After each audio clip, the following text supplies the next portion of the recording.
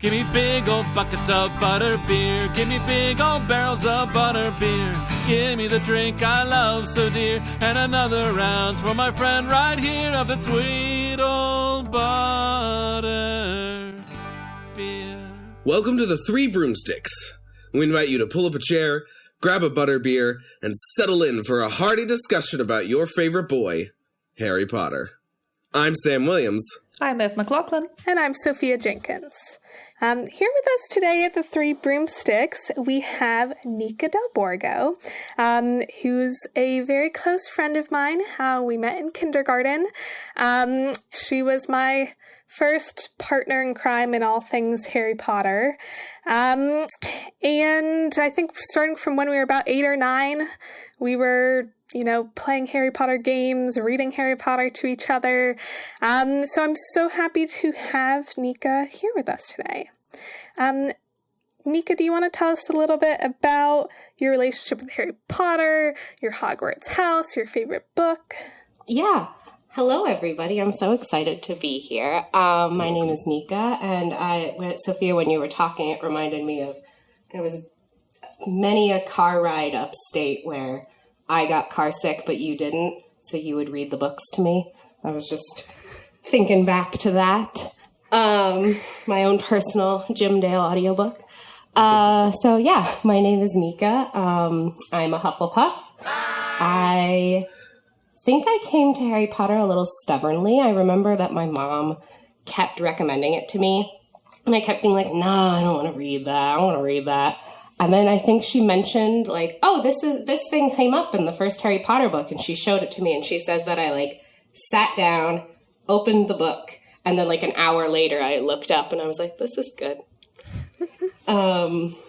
So my favorite book is The Goblet of Fire, and I feel like that's mostly because the action kind of happens throughout the book. It's not like that slow build and then everything at the end.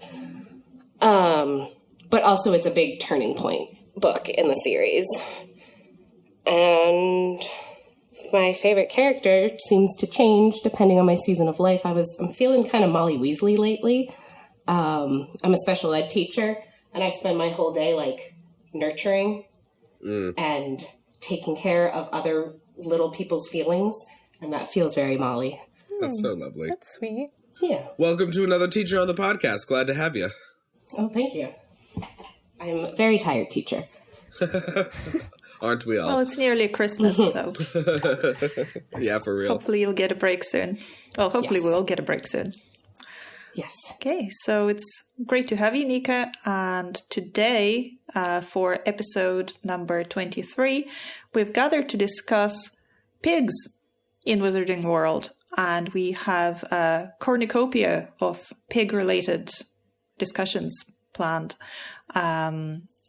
including fandom crossover with The Christmas Pig. So just warning for people who haven't read it, there will be spoilers for Christmas Pig later on in the episode, but we will tell you when, so you can stop listening if you want to. There won't be any spoilers for Running Grave until the end of the episode also. That would be another little segment where Irvin is going to talk to Sophia about Running Grave and what they thought about it.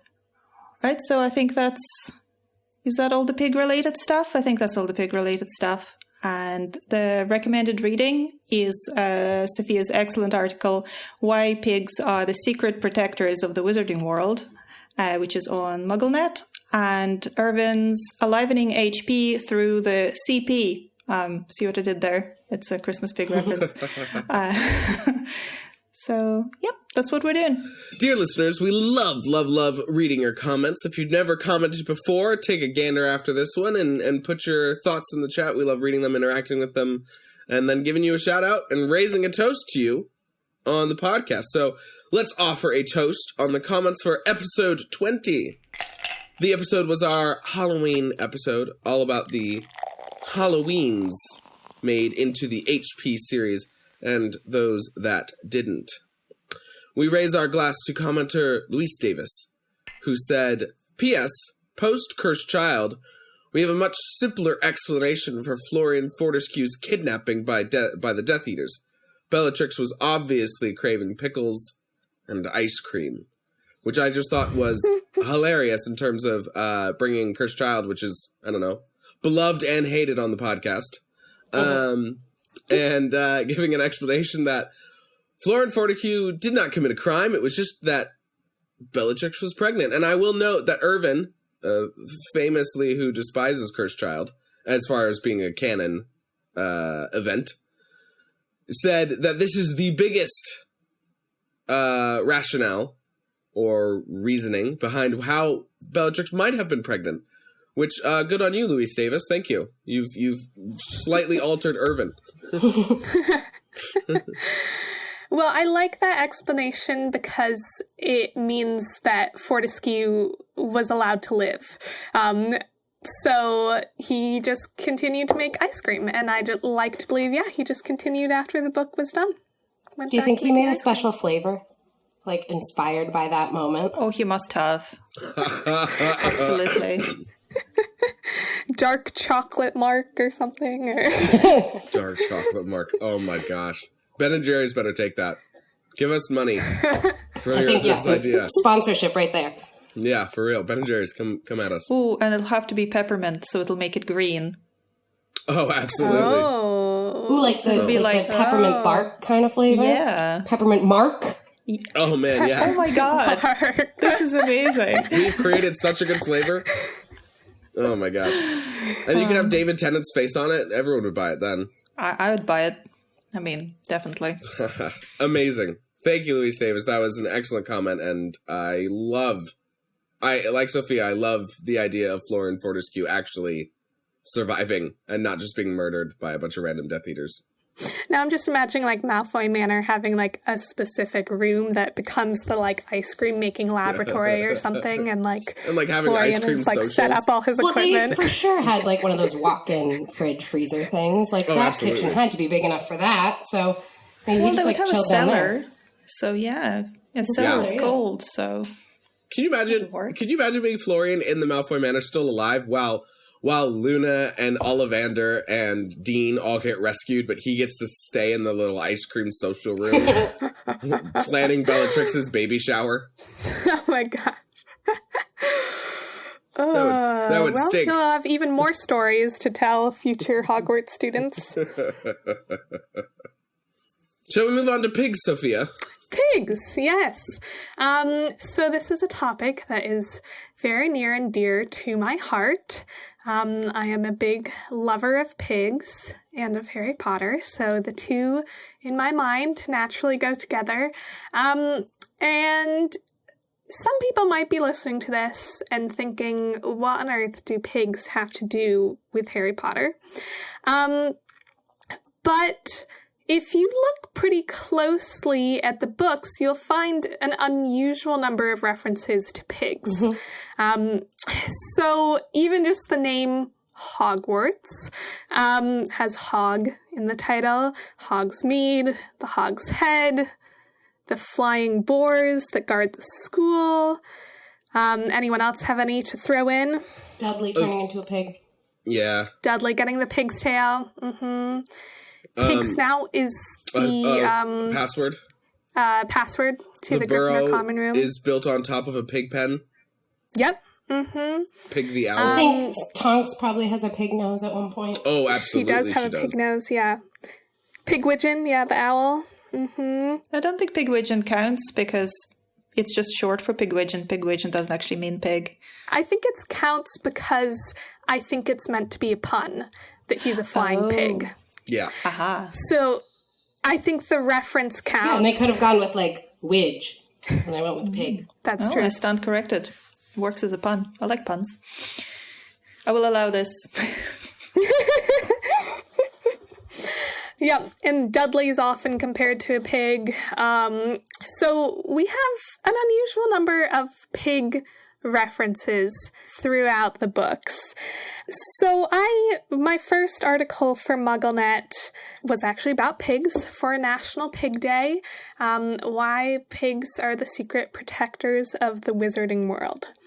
And this was inspired by the fact that J.K. Rowling actually mentions pigs in a Pottermore article, and she says that pigs are sort of one of the traditional signs of like being a pureblood was to have a fear or dislike of pigs, that they are considered particularly unmagical beings and are very difficult to transfigure. And so this got me thinking, okay, if pigs are so unmagical, why do we have so many associations with pigs in things that are related to magic? So things like Hogwarts or Hogsmeade, which is the only, wizarding town in Britain. Why are there so many pigs in all these spaces?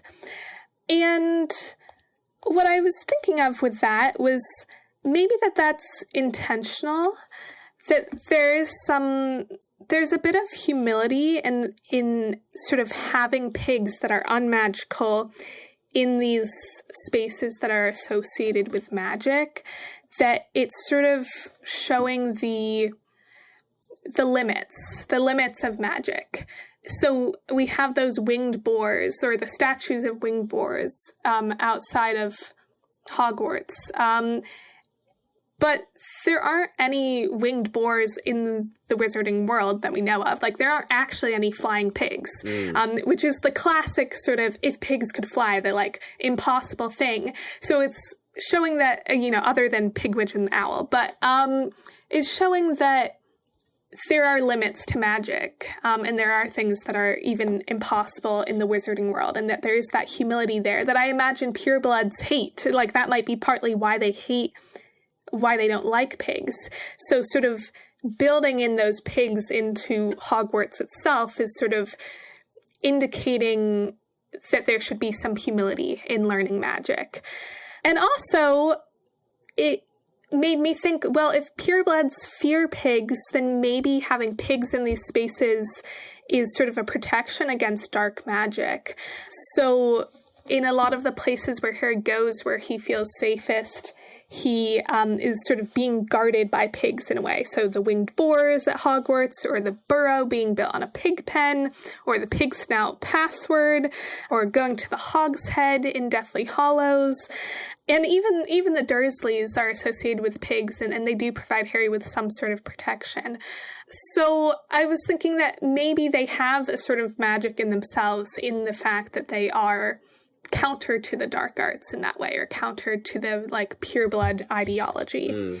So curious, anyone's thoughts? Or the connection to purebloods made me think of like the opposite being mudblood. I did air quotes. And like pigs are known in society for rolling in the mud, but that's also misunderstood, because like they only roll in the mud if they really can't roll in anything else.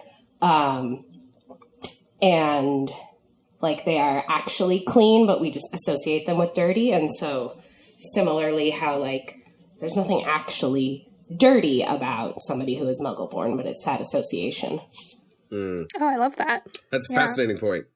I also think it's interesting it being hard to transfigure pigs. I wonder if a superstition, because they, we see clearly magical creatures with Newt Scamander's book and in the movies, and we're introduced to new ones at certain points throughout the series. Pigs are never mentioned as being magical, so it's interesting that I wonder if a superstition grew around these non-magical beings that are naturally resistant, right? It's not like they have giant hide that keeps them, they're just pigs who are difficult to do magic with. And so with such a common animal, especially in Europe, as being like one of the main domesticated meat-producing animals, I wonder how much people sort of associated protection from dark magic because they are so naturally resistant. That there is a sort of superstition, like maybe this sort of having the winged boars and stuff like that is like not necessarily that they are physically providing protection, but there's a superstition that they will provide protection. Yeah. Is that kind of what you're saying? Yeah, absolutely. I mean, yeah, I like that. That also makes me think of, I don't want to get like super political, but like the concept of police and how they're called pigs. And and I don't know if this is the case in Britain, but I know that it is, yeah. That's a thing. Mm-hmm. So, and police, like, protect.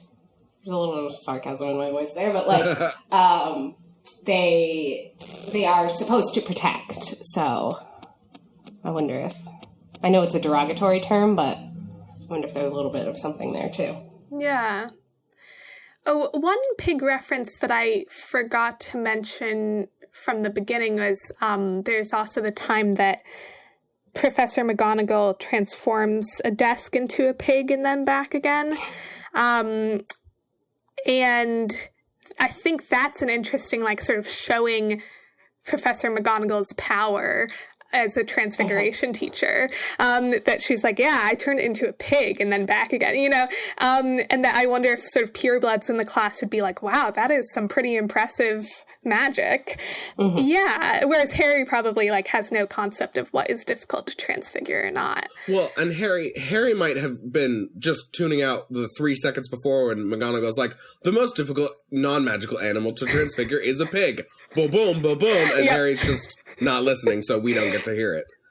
That's also possible, yeah. And it may be like Hagrid trying to transform Dudley into a pig, and he says, well, he was already so much like a pig. And, you know, maybe Hagrid isn't as bad as magic as we think, and that Dudley is just particularly difficult to transform because of his pig-like qualities. I don't know.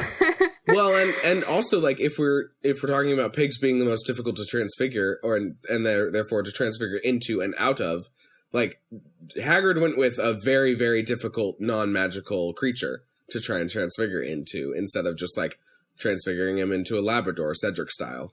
Yeah. Okay. Yeah. So this is like a slight side note, but, like, the Muggle doctors that dealt with Dudley's pigtail, like, what did the Dursleys say at the emergency room? Ev, what do you think the NHS would do? I think they said that it was a wart that got out of control, which was probably another nod to Hogwarts. Got real out of control. Oh my gosh, that is a funny play on words, though. A wart that got out of control, being a Hogwart. Yeah. That's well done, Ev. Well, kudos to you. Yeah. Oh, man. Well, listening to you talk about pigs being difficult to transfigure, I was thinking, we know that the human transfiguration is a lot harder than the animal transfiguration. But what is apparently also true, I was kind of reading up on pigs, is that pigs are actually quite similar to humans in their genetics and physiology, to a degree that actually medical research on pigs is more useful than on something like a rat, because they're actually more similar to us in the way their tissues are and their physiology is, which I thought was quite interesting. People, like, they've attempted, like, heart transplants with pig hearts and things like that? Well, yeah. I mean, absolutely. There's a big movement right now to do cloned organs through pigs, by growing them through pigs, so like human teeth or human organs, in order to because they're a lot more similar to us than some other animals. So given that, and given that the human transfiguration is harder than the animal one, I wonder if the pigs then could potentially occupy this kind of a middle ground where they're transfiguration wise, they aren't quite animals and aren't quite humans, so there is a knack to transfiguring pigs. So you can't just go and apply, all that you know about animal transfiguration, because they aren't quite, right for that. But obviously they're not humans either. So straight up human transfiguration rules probably don't work on that either. So McGonagall can do it because, as you guys said, she's amazing at transfiguration. So that's what was going through my head as you were talking. Yeah, I really like that. And to me, that makes sense of, like, potentially why the purebloods dislike pigs so much, is that like, they want to believe that they are special. And the way that they believe that they are special is being like, oh, well, we are different than Muggleborns. We are better than Muggleborns. We are better than Muggles. We're better than animals. Like, and that having those similarities with an animal, it just, like, messes up their whole hierarchy. And perhaps that's why it's so threatening to them. It also could be a control thing, too, of, like, well, they want to have all this control, but they can't. They just, like, can't get these pigs to cooperate with them. Which is very accurate to anyone who has spent time with pigs. They are very stubborn. Yeah. It's really interesting, this idea of, like, from sort of peacocks to pigs. Like, Lucius Malfoy likes peacocks, right? And, like, it's ostentatious and it makes the other Death Eaters uncomfortable, but, like, the idea of, like, the ultimate pureblood family, right? The Malfoys being interested in this animal, but not wanting to, like, be around such a common, dirty, disgusting animal that actually is way more magically interesting and much more intelligent than a peacock, is a nice little sort of idea of what you're alluding to there, Sophia, of, like, the pureblood versus mudblood sort of associations. And it's actually quite neat and kind that these pigs are the sort of representing the everyman, and that the everyman is really the most powerful or the most interesting or the most fun. The ordinary is the cool. Yeah. It's kind of interesting that there are lots of taboos around pigs in Muggle culture and, like, negative perceptions of pigs in Muggle culture, and that purebloods in some ways are showing them are like being more like Muggles by disliking pigs. And that it's more the sort of the wizards who are not pureblood, or at least that's not a big part of their identity or whatever, who are more positive towards pigs. I don't know what to make of that, but it's kind of interesting.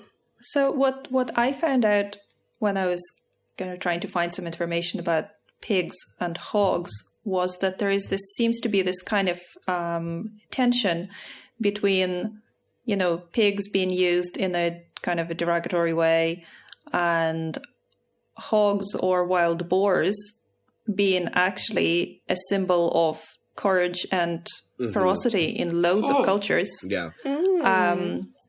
So, like what cultures? There's a good question. There was a big article that I found about it, but the bit that I noted down was that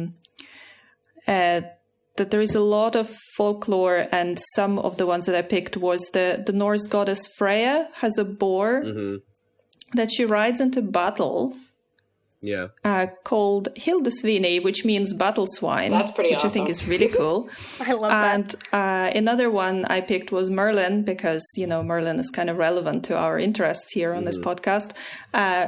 Driven mad with grief when his men are slaughtered in battle, Merlin finds refuge in the Caledonian forest, Caledonian being Scotland.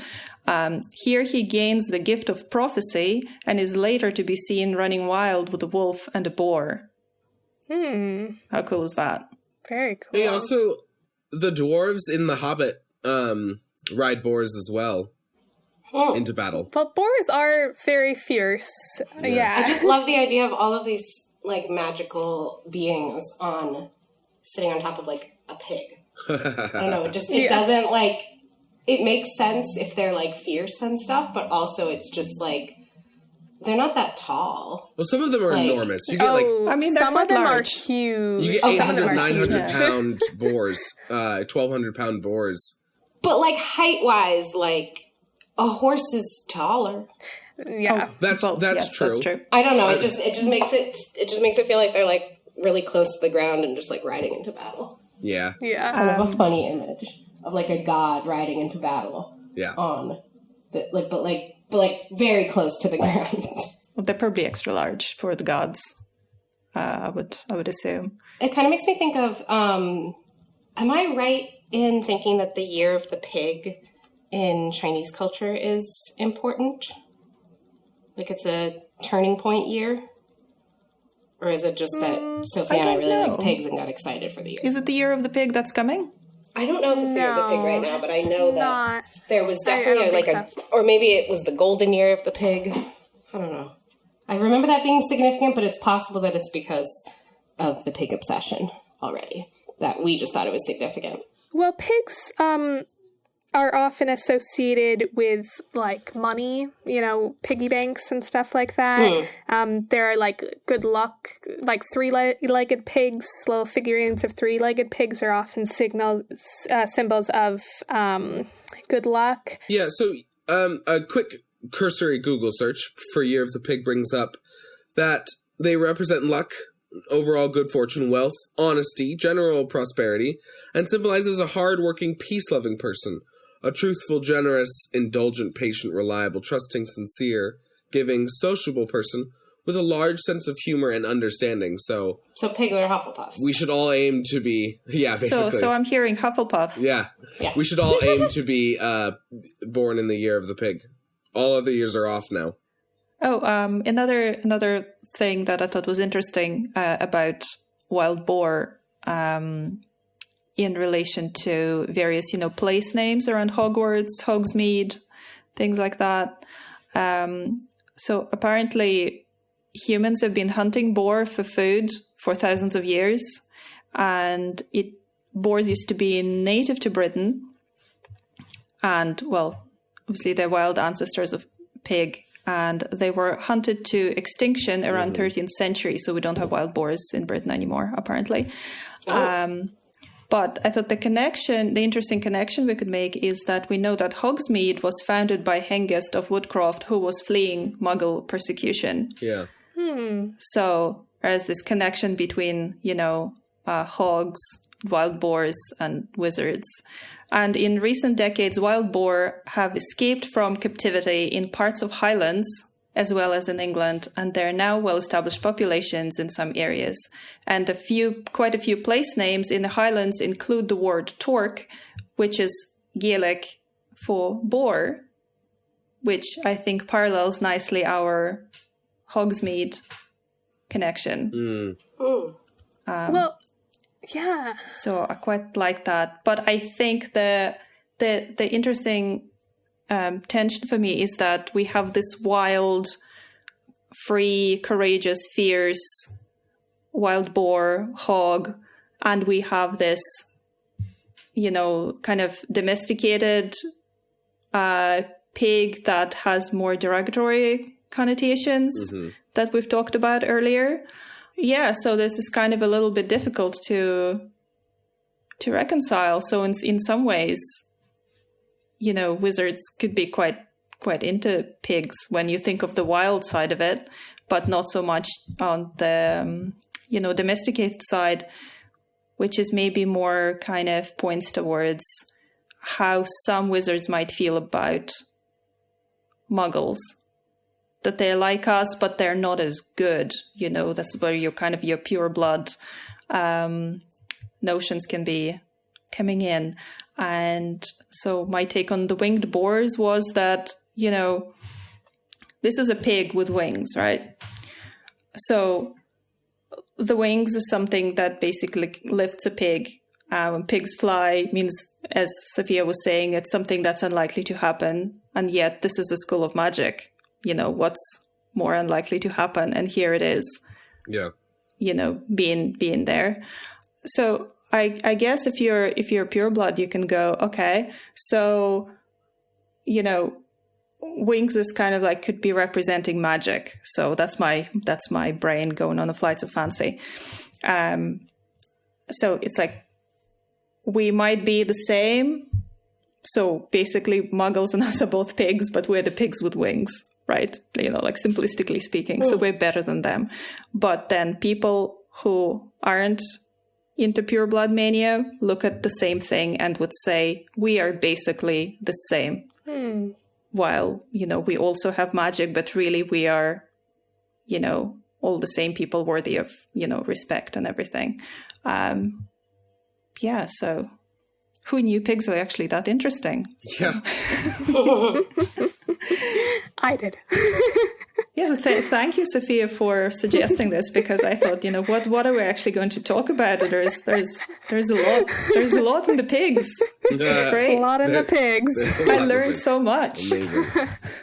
I think there's quite this interesting idea of like the old world versus the new world, right? Hogwarts is sort of symbolizes this old idea of like what magic felt like in 900 AD when it was founded. And so we have these wild boars, and we have this sort of chaotic sense of uncontrolled kids running around trying to learn and harness this very ancient magic that they have coursing through them for generations upon generations upon generations, right? We've got like the Chamber of Secrets in there, all of this sort of old world stuff. And then we've got the sort of domesticated pigs. And where the Weasleys, right? That's our main connection from pigs to the Ministry of Magic. Their house is built upon a pig pen. And it sort of represented this, like, all right, here's what the new world is. We have domesticated the wizarding folks. They're in government. They are maybe doing things not as well as they could be. But they're still here. They're hard workers. They're moving forward. And there's something special about the grunt workers like Arthur and what the Weasleys are doing to help raise a good wizarding family. But they're definitely not the wild magicians of Merlin's times or the Founders' times. We have domesticated into a sense of secrecy and sort of law-abiding citizens. Yeah, I like that. And you know what I've heard about pigs, and this kind of connects to the whole idea of like, okay, there are some boars that got loose in Britain and have now created their own colonies. What I've heard is that unlike most domesticated animals who sort of, if you let them out into the wild, they kind of wouldn't completely know how to take care of themselves. I've heard that if pigs get out of domesticated areas, they just go wild, like, very fast. Yeah. And they're just, like, they have those survival skills, and they just, like, some of them will even, like, start, their physical body will sometimes change to adapt, or they will just, make any place their home. So I like that idea of like, okay, we've sort of domesticated this magical spirit, but like the true wildness of it is still like, it's still there and can still be let loose. And we sort of see that in Hogwarts, that it's a place where a bit of that like wild magic can be let loose a bit. Yeah, that's really cool. Yeah, I like that a lot. Another thing I was thinking of earlier was kind of this connection between pigs and wizards in terms of like being misunderstood by wider society. I was thinking about that too. Yeah, that, with pigs, a lot of people don't realize how intelligent they are, or people think of them as dirty, but they don't understand that, like, pigs don't have sweat glands, so that's why they roll in the mud, or, if there isn't mud, they tend to be fairly clean. And this idea of, like, pigs being a lot more similar to us than we realize, and that it's sort of similar with wizards, that the wider society gets kind of freaked out by wizards and doesn't really understand them properly. And maybe that connects back to this idea of like that there are similar ideologies from both the Muggles and the purebloods around pigs. And we see that with magic as well, that like Muggles are fearful of wizards, and pureblood wizards are kind of disdainful of Muggles, and that both sides are sort of misunderstanding each other. Mm-hmm. Well, I'm also thinking about how Harry, like, as famous as he is, he's a misfit. And it kind of makes me think that, like, pigs are sort of that misfit, misunderstood, and then everyone's like, Harry, you should totally know what's going on. He's like, I am so lost constantly. And it just, like, the impression that everyone has of Harry doesn't always match, especially misfit at the Dursleys, but even at Hogwarts, he's like, I don't know, he hangs out with Ron and Hermione, who aren't as, people don't really like Hermione as much because she's a know-it-all, also in air quotes, and like, just makes me think of how he can be misunderstood too. And that's also why so many people identify with the wizarding world too, is that like they're the misfits. Yeah. One thing that I love about pigs is that they are just so unapologetically themselves. They love to eat and they love to like sleep and root around and just do their own things, and they're very stubborn and want things their way, and they're kind of fierce, and they just even domesticated pigs, like, okay, dogs are lovely. I love dogs. Part of what's lovely about them is that they just like care so much about you and about trying to please you. But there's something nice about how pigs just like, no matter how much they're domesticated, they're still just like very much focused on themselves and their own desires. And I don't know exactly how I want to connect that, but mainly sort of, I guess this maybe that sense of being a misfit, of sort of like being unapologetically yourself, even if society is sort of outcasting you. Like, I'm thinking of Luna Lovegood, who just like is just herself, and even if people are teasing her about it, and that just feels like a very pig-like thing to me. And it connects to that sort of idea of transfiguration, of like, you can't transfigure a pig very well because they are just so solidly themselves. Mm-hmm. I think we can learn a lot from pigs. That yeah. Ugh.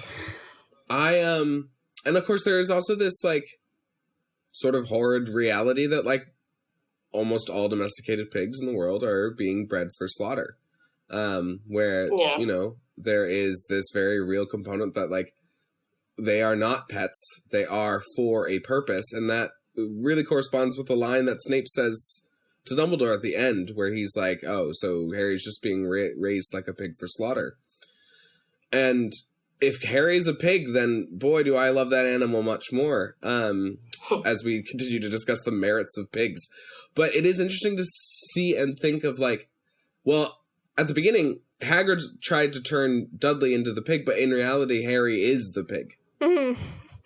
Yeah, how did that line not come up earlier? Mm-hmm. Raising him like a pig for slaughter. Yes, Harry is the pig. Aw. That's a very good point. Yeah. And how Hagrid was like, oh, you must be Harry, and to Dudley. And Dudley's like, what? Yeah. Like, Harry is, yeah.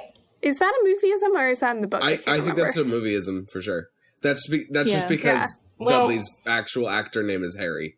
Oh! They wrote that in specifically so he could say, I'm not Harry, even though he is in real life. Oh, that's funny. Okay. I didn't know that. Yeah. Yeah. Harry, the misfit pig, trying to be himself. Aw. Harry the Misfit Pig does sound like a Christmas movie, though, I must say. Indeed. Hallmark, for sure. Black-haired boy with scar across his forehead and green eyes falls in love with red-haired woman from Scotland who lives in a castle and can't fend for herself. Or, I mean, it could very much be like a spin-off of Rudolph, like one of those claymation Oh my gosh, movies. I love that. Harry the Misfit Pig. At the very least, that's the title of our episode, I think. Yeah, I just wrote that down as an episode title. Harry the Misfit Pig, yeah. For sure. Yeah. One thing that I thought of, Sam, when you were talking about how unfortunately, most pigs are being raised for slaughter, is that, pigs are taboo to eat in certain religions. Cultures, yeah.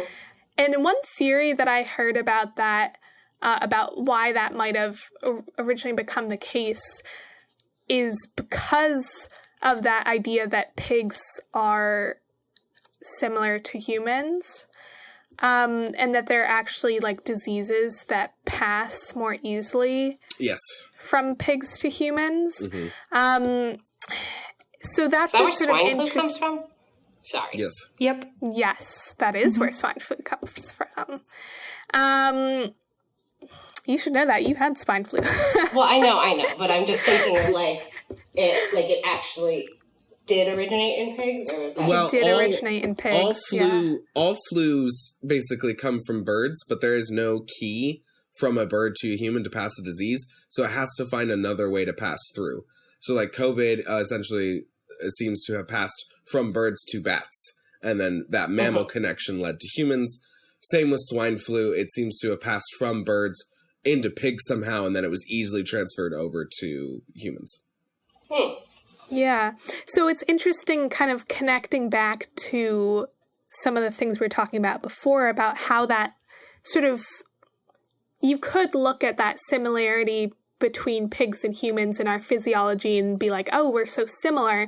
But instead, different cultures have developed ways to sort of distance ourselves from pigs, or like different religions have, which makes sense sort of as a, to be safe is, you need to make these animals taboo so we don't get diseases from them. But that somehow our similarity is leading to more distance instead of feeling more close. Well, yeah, because they're then considered to be unclean rather than, we're close. Because I think in a lot of religions and generally a lot of people aren't very comfortable with connecting humans and animals. Some people are more comfortable with, humans are very separate and animals are very separate. Yeah. Okay, so one other pig connection, which is outside of Harry Potter, would be the blind pig, which is a speakeasy in the Fantastic Beasts 1, which I thought would be fun to mention. Because it being a speakeasy, it's an illicit bar to which both muggles and police are blind. And as Nica has mentioned, pig is being used as a slang for police. So I thought that was kind of clever. Well, and it also, the blind pig doesn't provide any protection, right? Like it is where one of the most horrendous crimes occurs, Newt giving away the picket. And then, of course, is a place where danger happens to our heroes because they get ratted out. And so the blind pig is able to provide no protection, unlike Hogwarts' winged boars or the pen from the Weasleys. There's no protection there because the pig can't see anything. Yeah, well, that's an excellent point because the winged boars, they're kind of performing the function of what gargoyles do, in the sense that they were meant to scare away, demons, bad things, anything bad anything you don't want to happen, which pig being blind wouldn't be able to do. No. Oh, no. I love that connection. Yeah. Thanks, Sam. Yeah, of course. Dearest listeners, we are now going to pivot away from just the pigs and do our fandom crossover section around J.K. Rowling's Christmas story, The Christmas Pig. If you have not read it, we recommend that you stop now, go read it, and come back later, because there will absolutely be 100,000% lots of spoilers in this discussion. Proceed at your own peril. Yes. So Christmas Pig is new to me as a book, even though it was published in October 2021. So it's all fresh in my head. Apparently, Rowling had ideas for it since 2012. And she always wanted to write a Christmas story. And the inspiration for Christmas Pig came from a pair of toy pigs that her son had as a young child, which would then make him about 9 years old at that point. So Rowling completed the book during the pandemic. And she said that, so that's her quote from an interview. I was unusually aware of the need for human connection. I think that's why I kept imagining it being read aloud while working on it, something I've never done with my other book. And she describes the story as about being lost and being found, about loving and being loved, about what stays with us and what falls away. It's also about hope and endurance. So what did people think of it? Did you like it? Did you not like it? I thought it was very cute. Same. I read it last Christmas. My wife who read it the Christmas before and loved it.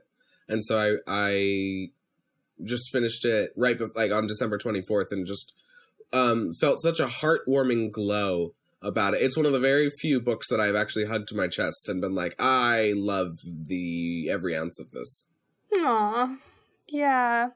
I just love stuffed animals and it just, okay, so from the very beginning, the Christmas Pig, I was like, how could I not like this, a J.K. Rowling book called The Christmas Pig. Yeah, and I loved DP and CP so much, and the ending when he has to leave DP to go save CP. I read this book twice. I've cried both times at that time. Yeah. It is just so... I found myself getting really choked up in a way that I wasn't expecting as well. I was like... There's all of the... I feel like...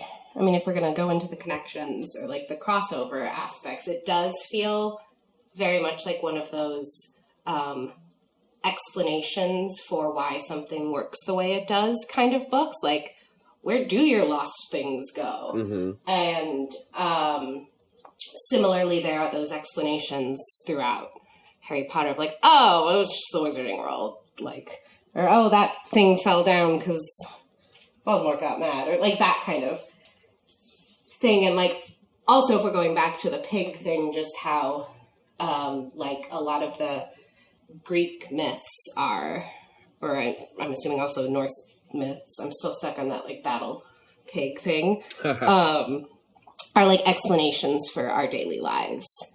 And it very much gave that, like, I had never really thought of it, but like, yeah, sometimes when I lose things, they literally just vanish. And as somebody with ADHD, I lose a lot of things. Yeah. And I'm like, where?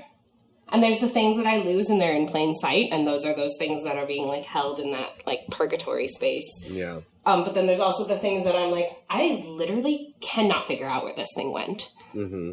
It like did give that. And you sort of just think like it has to be somewhere, but where?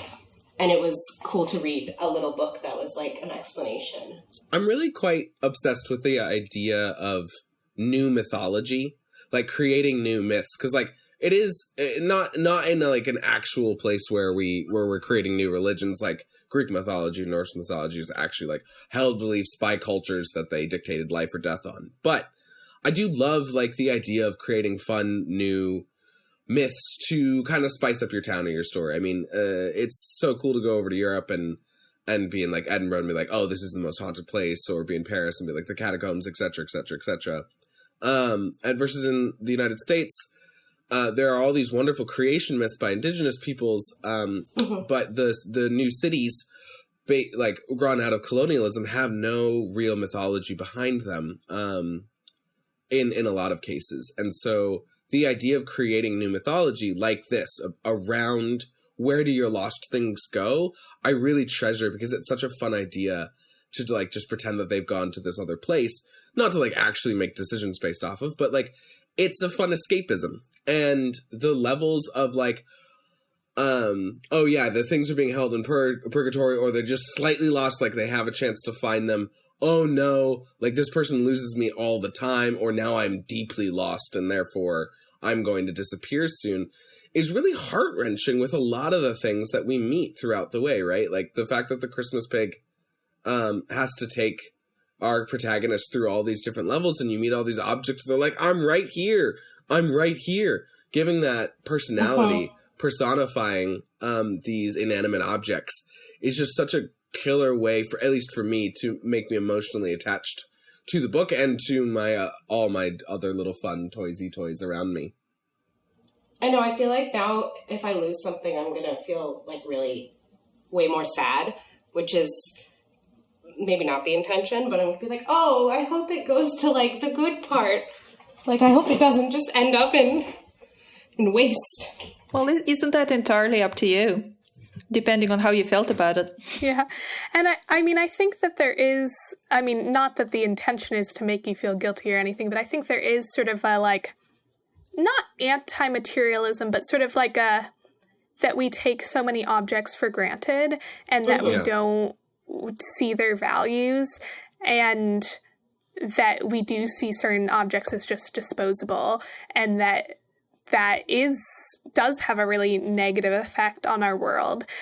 Whereas on the other hand, there are objects that all of us just like deeply love, and that is also very, like, there's this very human thing to like really deeply love inanimate objects. So yeah, I think there is a little bit of maybe you shouldn't take, all the objects that you have for granted. Yeah. Makes me think of in my classroom, we're currently dealing with a scissor shortage, and I, for the life of me, cannot figure out how I work in a, it's a very small classroom. Each class size is like 8 to 10 kids. And so like, there's only 8 desks, like, where do they go? And I guess they must be going there. Must be going to the land of the lost. But, and it also kind of reminds me of, I've always, like, had this struggle with, like, I pick up a cute stuffed animal at the store, and then I'm like, oh no. Now I've picked it up and made a connection with it. And I'm wondering if that's kind of like, and I'm like, great, now I guess I gotta buy this thing. And that's not always the smartest way to spend my money, but it's like, I always feel this like, or like the one that I picked up first might be a little bit dirty or something. And then I'm like, oh, but I can't leave this one because this is the one that I gave it a little bit of hope. And I do personify inanimate objects a lot more than I feel like I is wise all the time, especially for my wallet. But I'm wondering if that's like a little bit of an enlivening moment for them too, is like, if we're taking this almost as like, this is where everything goes, it's like, oh yeah, I did make a connection with that one. Yeah, I think that would be a good time to maybe talk about whether any of us had toys like DP in Christmas Big that we particularly loved, that we were as upset to lose as Jack was in the story.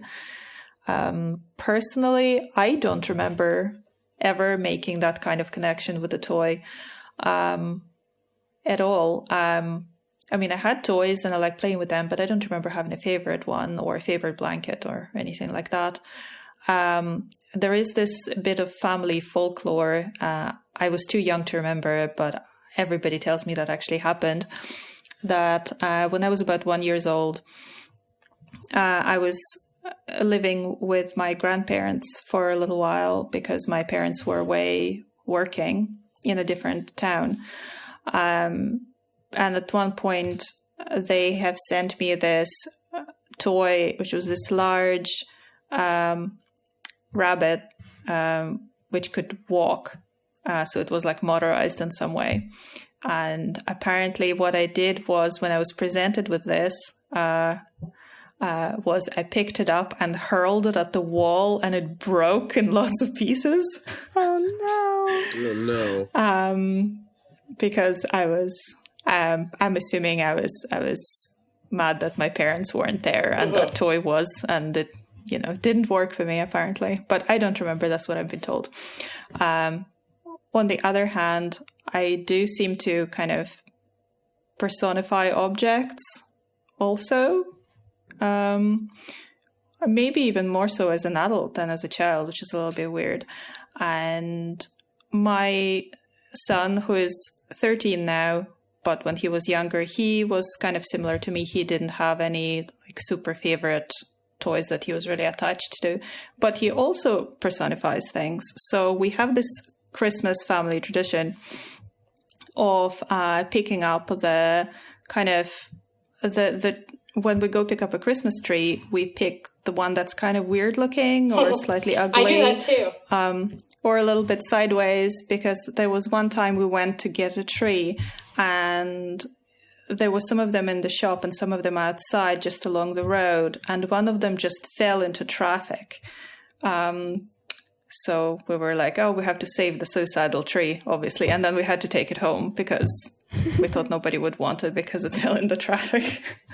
I always take the like Charlie Brown tree, like so the one now that's what we definitely do. a little bit sideways, or like it's not super full of a tree. Because I'm just like, nobody's gonna buy this tree, and I feel kind of bad for it. Yeah, it's not a Christmas card tree. Yeah, so that's what we do every Christmas now. So we do that. So what about you guys? I have two like connections to this. One is I actually do have like my favorite. Don't let the other stuffed animals hear me. But my favorite stuffed animal is actually a pig, giant. Like, Sophia, how big would you say Brian is? He's pretty big. It's like bigger than a Pretty pillow. big. Especially when we were like 9 or 10. Yeah, he was I got him when I was about felt 10. Like our size. Yeah, and he has pretty much gone everywhere that he can fit, like camp. And like has definitely retained all those smells and no idea how to wash him. Cannot go in the washing machine. But like I haven't lost Brian, thank goodness. But he's definitely one that if I were to ever lose, it would be like I would be devastated. Don't know how to lose something that big.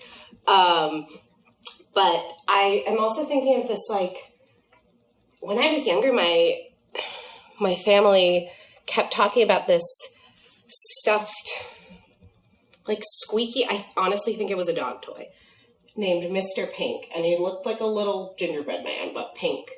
And I had no memory of this stuffed animal. But it kept kind of coming up as, like, this lost toy. And then one day I, like, walked out. And Mr. Pink, the little guy, was just, like, on the couch. And it was this really weird moment. I have no idea how it happened. It felt a little magical. But, yeah, it's, like, was lost before I could even remember. And then came back when I was able to remember. Oh, I like that. Mm-hmm. Well, I also have a big pig who is named Big Pig. And also two stuffed animal cats named Amber and Silver, who I've had since I was like 4. And yeah, if even now, as an adult, if someone threw them out a car window like Holly did, I would act the same way that Jack did. I would throw a tantrum. I'm like, that is not cool. I cried during that scene. I was like, this is so terrible. And I do think that, and maybe people will think I'm weird, but I do genuinely think that loving an inanimate object over a long period of time, that it does sort of retain some of that energy. Like, you do transfer some sort of energy through loving an object for that long, and it is sort of alive. Like, I'm not saying it has like a full consciousness, but I think it's sort of alive. Oh, I agree, absolutely. Mm-hmm. Yeah. I had a lot of pets growing up, so a lot of the like personification of inanimate objects for stuffed animals didn't happen that much, just because I had like 2 cats and a dog and a bird and, well, 3 birds and a couple other things going on. But I do remember having so I took a trip to Alaska to visit one of my mom's best friends, during the summer, and we went to a muskox, like, preserve area. And I got to meet like a baby muskox, and that baby muskox and I became best friends because I was like 10. And so we were about like the same size as your Aww. stuffed animal was. And like it just sat in my lap and I would pet it and like all of this sort of stuff. And it was really great. And so we bought a muskox stuffed animal. And that I remember being very fond of. Not so much that I was personifying it with its own personality, but just like pretending it was that muskox that I like fell in love with for a couple hours one day in Alaska. And that's like the only thing. I did not take much from my childhood bedroom before everything got rid of. And that's like the one thing that I really regret ever letting go, especially when I read The Christmas Pig. And being like, my muskox! No! Yeah, I love it. And now, like with Ev, I personify things way more as an adult than I did as a kid, even though I still have pets. So it's good, it's healthy, it's fine. We're all fine. Everything's fine. Situation normal. Yeah, we're the most fine people ever. I've just looked up what musk ox is, and they look really cool. They're really cool. I didn't know what it was. People think that they are like related to bison or buffaloes, and they're not. They're related to goats, and they ram each other's heads for fun. Yeah, really, that's really cool. Neat. I feel like for me, Brian definitely is my DP, or both CP. DP and DP share some things. And I kept thinking, because he has in his, all of his feet have like those beans. So every time they were talking about the belly beans, it made me think of how, like, if I move in the night with Brian, he makes a noise. Oh. I loved all the references to the belly beans, like him holding his stomach as he runs around. It's such a, like, vivid image in my brain of this absolutely pig holding its, like, extra little stomach flap and like a little pudge. The beans are stuck together after he falls in the canal, and so he's not making that much noise. It was just such like every time it mentioned that, I could really picture this, like, kind of, I don't know, I think I pictured them both, definitely CP, as, like, sort of grumpy old men. And, like, it's very much like a crotchety old man, sort of like, oh, I gotta make sure my belly beans don't move. Yeah. I was so excited to read The Christmas Pig, in part because I was like, I feel like it proves my whole theory that pigs are significant in Harry Potter and that they're not just like, oh, there happen to be random pigs in there. So I was like, oh, I think that, like, J.K. Rowling has some sort of affinity with pigs and that this is all intentional. So I'm excited to, hear what you all think. Like, was there anything that from reading The Christmas Pig, you're like, oh, that gives me, like, a better understanding of some of the symbolism of pigs throughout her work, or anything that you were noticing pig related?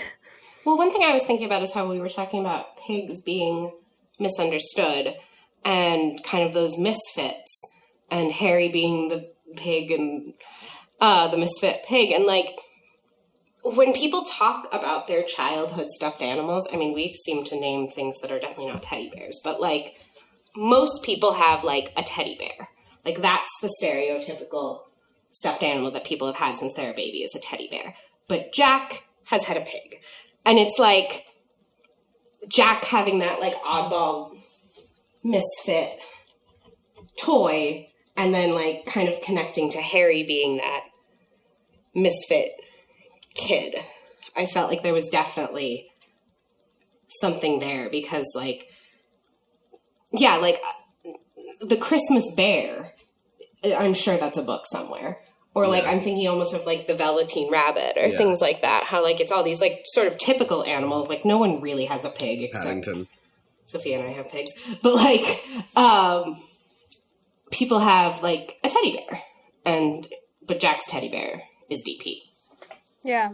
And also the misunderstood theme in terms of, like, the Christmas pig. Like, Jack misunderstands the Christmas pig, and, like, that sort of the story is him gaining a better understanding of what the Christmas pig is actually like. Yeah. Yeah, and then also there's, like, another thing I was thinking of with, like, a pun or a play on words is people tend to have, like, ham for Christmas, or they have that, like, I've never actually seen this in real life, but, like, the pig with the apple in its mouth.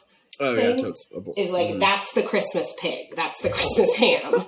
And, like, having the Christmas pig actually be this, like, loved or, like, come to be loved stuffed animal makes me... And the main character, really. Yeah. You might say. Like, if turkey is Thanksgiving, then, like, ham and pig and pork is, like, the Christmas thing, but like An in this American one, it's thing, like yeah, you got to for sure. save this one. You can't roast them at the end. The beans won't be good. They won't be very tasty. I think it's really quite interesting that the Gen Z, some of Gen Z, the people who are into like fantasy and stuff, are like find pigs very cute. It's sort of like the rise of axolotls. There's been a rise of like pigs being seen as cute, and a lot of that goes back to Gravity Falls, of this famous Disney Channel cartoon, which has a pig named Waddles. And it's been really cool. That's an adorable name for a pig. Yeah, it really is. I highly recommend the show to anybody of any age. But it's been interesting to see the sort of turnaround, and that's what I was thinking about a lot during this entire read, was like, oh, like we are having, again, sort of an animal that is not associated with being the cute fuzzy wuzzy, right? It's not a stuffed animal cat or a teddy bear or one of the like things that you typically see, or a dolphin or whatever. And it's very Rowling to do that, right? To take sort of the orphan, or in this case the pig, and make them something more. Mm-hmm. And it always makes me so sad because as the book starts, right, he's got DP, his little first pig that his new stepsister, out of anger with the situation with divorce and getting remarried and stuff, throws out a window, and he loses. And then she buys him this new Christmas pig, CP. And the absolute horror that must have been for a toy to get picked and to become alive and to be given to his new play person, and for our protagonist to just huck him against the wall and throw him and beat him around. Like, it's such an awful beginning for that toy, that it's amazing that this pig, right, again, showing qualities that we don't stereotypically associate with pigs, comes out, and even when he's been put through the ringer, is still kind enough, although he's a bit grumpy, and who wouldn't be after being tossed around for a couple of hours. He's a bit grumpy, but he still has the kindness and the love to try and say, listen, I understand you lost your toy, let's go get it. And that's such a Rowling thing, to take the misfit or the castaway or the thrown away idea, right? Whether it's an animal or a person or a unfashionable idea, although we can comment more on that in a different podcast, but and sort of pursue down that line. Yeah. Yeah, I was also thinking kind of throughout the book, I felt like Holly was sort of the Dudley that you had a little bit more sympathy towards. Yeah. I definitely was like, okay, I kind of get where this is coming from more. I mean, like, the Dursleys and Dudley are just are bullies. And Holly, you get a little more information about why. So I did have like a little bit more sympathy for her, but she is that Dudley character. And then by the end, when she's like, I believe you, it really felt like that 7th book moment. Yeah. With Dudley. Like this, it was that like connection that they haven't had, but like finally get. And Dudley represents a pig. Yeah, look at that. And how CP was supposed to be returned. Well, not supposed to be, but like CP kept saying like, oh no, you're going to bring me back to Holly. But the whole plan all along was not that. I think what I quite like about the setup of Christmas Pig is that, you would think that there would be more of a Dursley situation, but it isn't, because nobody really is. There is no evil person. I mean, know that Holly starts, going through teen years and bullying Jack. But even so, it's not the same degree of kind of senseless violence that we get from Dudley. Mm-hmm. And we definitely don't have any, like, none of the parents are evil, which would be easy to do in a book that starts with a divorce. Especially with evil stepmom as already a trope. Oh, yes. Yes, absolutely. And evil step anything, really. But what we get instead is that we see everybody really trying to do the best they can, and yet it is still very tough on everybody involved. And because there is nothing wrong or evil in, people having an amicable divorce. There's nothing evil in Jack's mother moving to a different place to be closer to grandparents, and then thus Jack having to go to a different school. But then I just thought it was but it's still so difficult for him because he doesn't want change. And I think there is even like a sentence somewhere where he just says, well, all he wanted was for things to stay the same. And, I can relate to that, even if, obviously as a child, I didn't go through, my parents didn't divorce or nothing like that happened. But this whole notion that there's all these things are happening, people are all trying to do their best, and yet it's still difficult, and it's still rubbish, and people are still unhappy. But then they find the way to kind of fix it and get along together. Because Holly's behaving horribly, but at the same time, we see more of why she's doing that, and nobody's really helping her. Helping her either. So yeah, I mean, I was annoyed with Holly but I wasn't like, wow, this is actually horribly cruel. Yeah. Well, throwing out the pig, that was pretty okay, cool. that was a different. Yeah, but also, she did immediately have remorse, even though it wasn't. Yeah, I think it's horrible. I don't know that it's cruel. It's absolutely horrible, but it's such a her brain's not done fully developing yet. Right. It's such an impulse control issue with the kiddo. It's very age appropriate to have a lash out like that. I'm not sure it's cruel, but I think it is absolutely horrible. But there's so much more room for empathy with her because she is also facing a bad situation versus Dudley is the king of that entire house. I mean, we waited 7 years for remorse from Dudley. Yeah, that's true. 7 years. Well, more even. We got 7 years, but it was all Harry's life. Yeah. I mean, pretty much. Which is, Holly's doing okay in comparison to that. Very much so. And we were I was getting some mixture of a young Harry and a young Dudley from Jack too. He kind of alternates between throwing a tantrum and then also he's trying to keep the peace. He's like, okay, fine, I'll go move. Fine, I'll go to the new school. Fine, I'll do this because I can't speak up kind of thing. And it was interesting. But Harry obviously could never throw a tantrum. Dudley should have. Well, I mean, to be fair to Jack, I don't think that really counts as a tantrum. I think he just has some really, really, really big feelings about his pig being thrown out. So tantrum is more if he was trying to get his way by, breaking stuff.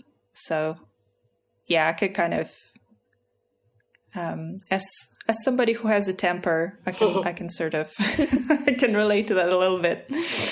Well, you know what I was thinking of when you were talking about all of these changes going on in their lives, and we were talking about in the wizarding world how pigs are hard to transfigure, and that so they kind of remain the same, and that's kind of what DP is for Jack, is that thing that just is itself and doesn't change, a constant, and that's why it's so horrible for him when that constant is gone, and that then he has CP come in and become this sort of new constant.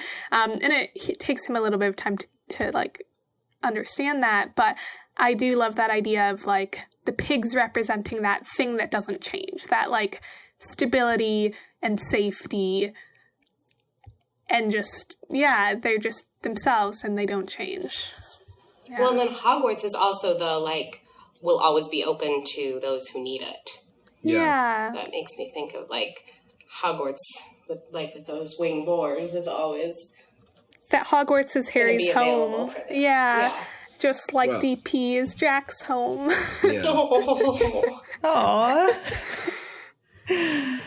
Okay, I had another thought that just came to me out of nowhere, but I'm very excited about it, is, okay, the Christmas pig kind of does a book 7, Harry sacrificing himself to like protect the people he cares about. Yeah. And like Sam was saying before, of like Harry being raised like a pig for slaughter, like Christmas Pig is literally like a pig, like that like knows it has to sacrifice itself. Yeah. Yeah. And that both Harry and the Christmas Pig are in challenging situations, but they both take some agency in that. Like, Harry didn't have to sacrifice himself. He chose to sacrifice himself. And same with the Christmas Pig, that, like, the situations that they were sort of born into or enlivened into in the Christmas Pig's case are, like, very difficult situations. Yeah. And they sort of take that agency to give themselves up to protect people they care about. Yeah, like CP totally could have been like, by the way, DP is not, you're not going to find him in the real world, just so you know, and you're stuck with me now. But he chose to like let Jack come to that conclusion on his own, and was also okay with the concept of Jack not coming back for him.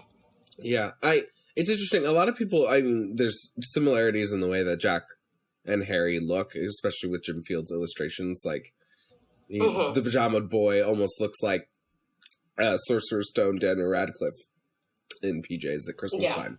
But I think the real comparison is like, this is almost sort of grumpy Book 5 Harry as an adult in a pig's body.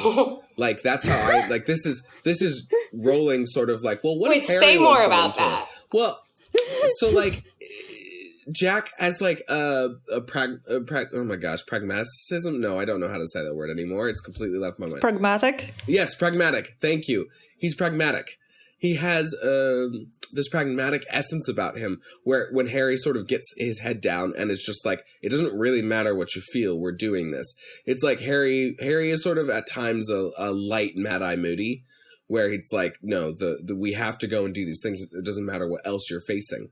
And or what you're feeling, and Harry can be quite callous to other people's emotions. And this sort of grumpy little pig sometimes is like that. He has experience in the land of the lost. He has an understanding of what's going on, but he's not necessarily giving the information in a helpful way at all times. He just sort of gives it as needed. So he's not like Hermione, who would sort of give sit Jack down and give a rundown of what's happening. He understands that there's a... Wait. Are you saying Christmas Pig is also Dumbledore? Yeah, but I think that's because Harry also reflects Dumbledore as a leader, because Dumbledore is the most leader that he sees. So, to me, this...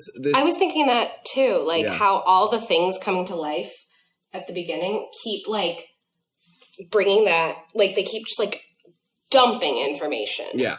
And that's kind of what happens to Harry all the time. It's like, oh, by the way, here's, like, all this stuff about the Wizarding World that you need to understand. As we run through it. Yeah, I mean, that's the ordinary world concept, right? That you want to have somebody who's ordinary that enters a world that you don't know so that you learn alongside with them. Which is like a very, like, that's how Harry Potter works. That's how Star Wars works. That's how a lot of places, like, that's why they started with Iron Man for Marvel, etc. Yeah, I think, to me, this story is like Rowling's concept of like, what if Harry was the guide instead of Hagrid? Although we do have Compass, which is kind of like Hagrid. Oh my god, very. Because Compass is the guide into the, well, not into the entire Land of the Lost, but into the Wastes. Just to introduce, and he has a strong accent and lots of possibly unearned courage in face of large, scary things. Yeah. So, because I was reading, so Hagrid immediately came into my head as Compass rolled into the story. So we already have Hagrid. So that's true. That's what I'm saying, though, is that this is, if, you know, Hagrid is sort of the one that introduces Harry, and it's sort of a fun thought to be like, well, what if Harry had to do this for a kid, right? What if Harry went back and taught at Hogwarts and had to introduce a Muggle to his world? This is kind of what I imagine it would be like. Since Harry is the Misfit Pig, and CP is the Misfit Pig. Yes. And it's interesting, like, the Christmas Pig is the title of the story. Yeah. And Jack is, like, technically the protagonist, as in we're in Jack's head, but the Christmas Pig is, in some ways, almost more of the protagonist just by, I don't know, the sort of agency that he has in this story, and, like, well, I guess they're maybe co-protagonists, but the Christmas pig is the one who like gets the real title of the story. Yeah. Mm-hmm. The titular character. And he's the one who kind of drives the action. Oh, yeah. Yeah. I mean, it'd be hard to justify Jack driving the action since he knows so little. That's what makes that climax of the book so much fun, is that he makes the decision. After DP sort of explains it to him, like, no, I'm fine. You should go rescue CP. That Jack is the one who's then making the decisions from that point forward. And it shows that growth, right? He's just this reactive kid. He's not a proactive kid. And then at the end, he becomes proactive. Mm-hmm. Yeah. Yeah, so he kind of embraces change rather than being kind of afraid of it and trying to avoid it. Totally. Possibly a controversial question, but what do you think is better, Toy Story or Christmas Pig? Christmas Pig, for sure. Because I think there are similarities. Which Toy Story? Oh, yeah. Oh, that's a Toy good Story question. 1, 2, 3, or 4. Or Bo Peep. The Bo Peep story. Okay, let's just go with 1 to make it simpler. I'd go with the Christmas Pig. I like 2 a lot, Toy Story 2 a lot, but I think, to me, the wrapping into, like, the fact that I am Christian and I've been celebrating Christmas for forever, added in with, like, the personification of stuffed animals in a way that draws me back to the nostalgia of my childhood, I love. And I was a fan of Toy Story as a kid, but not as big as some people. I'm not sure I want to decide on that. They just feel very different to me in terms of, like, I was thinking media and tone and stuff. But I think they both have a lot of emotional resonance to me. I think that the Christmas Pig, I like I think that scene with DP at the end, that is the scene that just, like, really, really sticks in my mind. And I think I have also cried at the end of some of the Toy Story movies as well, because there's that sort of, there's that, like, growing up and maturity of, like, I don't know, of, like, there's that, like, bittersweet of, like, in Toy Story of sort of, like, a kid growing up, and that the toys are still important, but not as important, and, like, how that sort of affects this relationship. I don't know. Like, I think both of them have that sort of bittersweetness of loss. And so, yeah, I think there are similar themes in them, but I don't really want to decide between them. Yeah. I feel like that they explain different things. Like, Toy Story explains, like, toys are alive.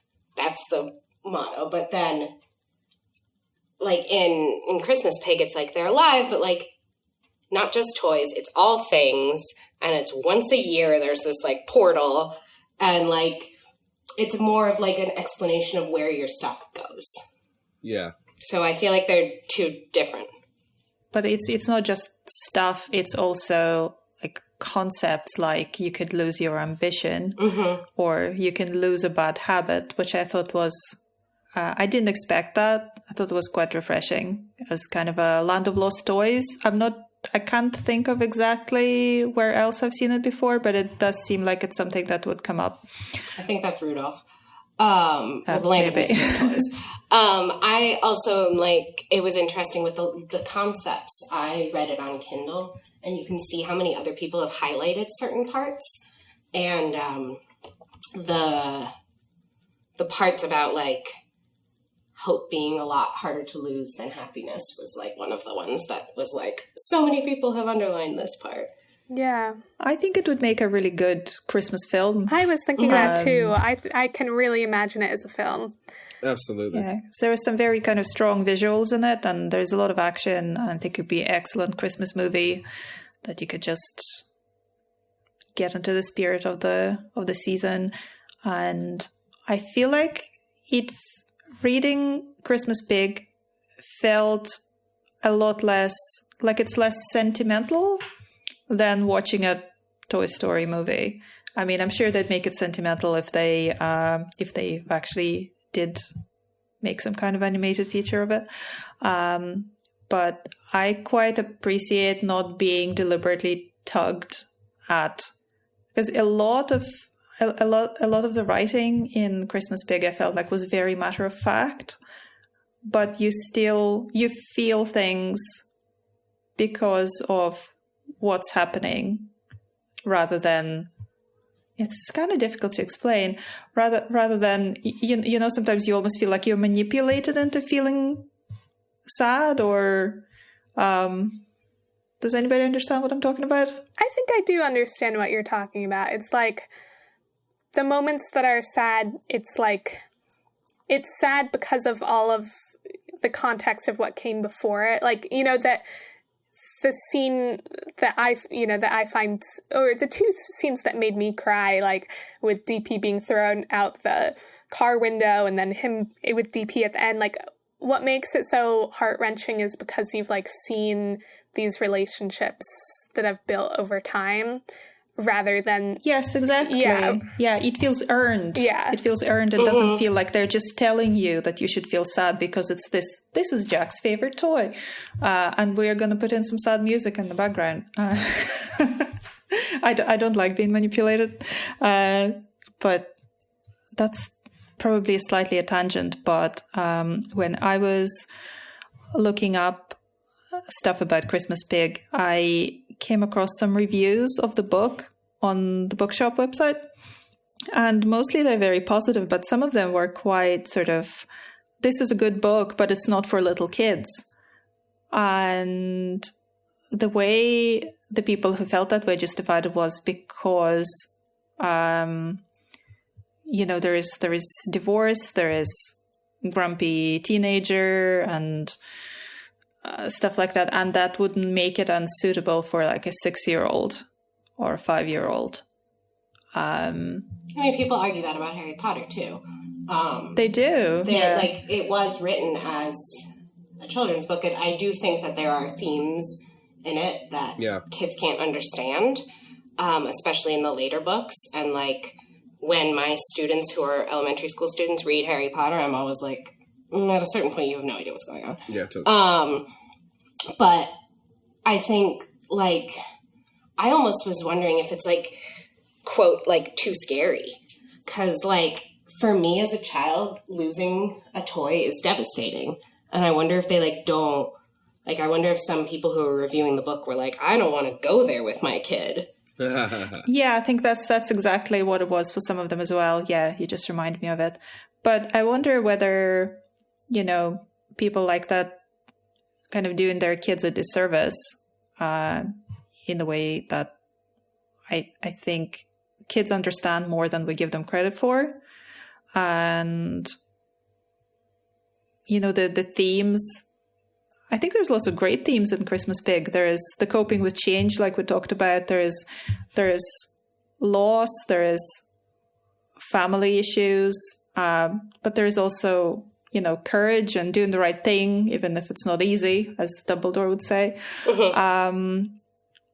I don't think that's a bad thing to, you know, in an age-appropriate way to introduce to your child, which I feel like it kind of is in an age-appropriate way. What would be the youngest you would say you could read it and enjoy it? It probably depends on the kid. I mean, I would say, to me, it's interesting. I think we all have sort of, everyone has sort of different ideas of like which part would be the scariest. To me, I find the parts with the loser eating the toys the most disturbing. Like, that would be the part that I think would be, I could imagine myself as a kid having difficulty with that. Like, even now reading it, I was like, ooh, that's dark. Like, you know, it's just, you know, the waste of the unlamented and like how sad, like it is pretty sad and dark at times, but I think it kind of depends on the kid, because I agree, I think that kids can handle a lot more difficult themes than we often give them credit for. But some kids are easily scared. Yeah, and also they're not... Yeah, and they're not left with all of those difficult things. They get resolved, and there's hope and there's happiness, and I mean happy ending in the end. So you're brought on this journey where it starts off pretty bad, gets a lot worse, and then gets better, and then gets good. And I think that's nice. Yeah. I'd love if they made a movie out of that. I in terms of like what age do you think that people could read this book at? I think it depends on the kid's ability to separate reality from unreality. Because if a kid like is really, it took me a little bit of time to like, I would read something and be like, man, what if that is real? And then if it was a scary thing like that would freak me out. So it took me until I think I was about 8 before that was cast aside. So I think like if you've got a kid who you feel like is going to internalize that this is what happens to lost objects. Like they might know it's a book and like people tell them it's not real, but if they are internalizing it, it's like, man, this is like traumatic to me because I now, every time I lose something, I'm going to feel even more pain. I think that's when you have to separate out and be like, wait until the kid's a little bit more ready to be like, oh yeah, I get that this is just a book and like what an interesting thought exercise, but not that a kid would ever say that. But you got to move into that sort of more maturity around fact from fiction. And then it doesn't really become about age to me, although I feel like by the time you're 10, you should be able to handle this book okay. Yeah. Like, I feel like that's I think maybe like middle grade. That's about where it's like that. completely safe. But like, I think a 5-year-old could handle it. I feel like it's like Harry Potter. Like, as you grow, you're going to take different things from it. And I mean, I wish that this was a book I could have read. Yeah, same. Like, as a kid and then again as an adult. Because I would have taken completely different things from it. Like, the concept of lost happiness or lost hope probably would not have resonated with me as much as, like, a little happy child. Not that I'm, like, seriously unhappy now, but just, like, I wouldn't have had as much life experience with that. And, like, there are seasons of life where different parts of Harry Potter resonate with me more than they do. And I think, like, I feel like you'd have to keep that in mind. Like, maybe you do or don't want to read this to the kid who's also going through a divorce. Or things like that. Like, I don't know. Yeah. And I think the mark of a good children's book is that it's something that a kid can come back to over time and that adults like. I mean, I think that the best children's books are ones that adults also enjoy. Yeah, I agree. I was kind of thinking you guys just had a Halloween episode or recently had a Halloween episode, and like Halloween has a big significance in the Wizarding world or in Harry Potter's world, but then like Christmas is the holiday that Rowling picks here, and I was wondering what people thought about that. Oh yeah, I have a little note of that. Because like Christmas has like elements and some importance in some of the books, but nearly all there's of them, like a big overarching like October 31st, Harry became an orphan thing throughout all the books. We could totally talk about the Christmases, because I think almost every single one of them there is a significant moment that occurs. Yeah, I guess the Christmas in Harry's life, that actually too, I think we've been talking a lot about book 7 and I think book 1. The Mirror of Erised in book 1 of like Harry looking at his parents and like feeling that sense of loss.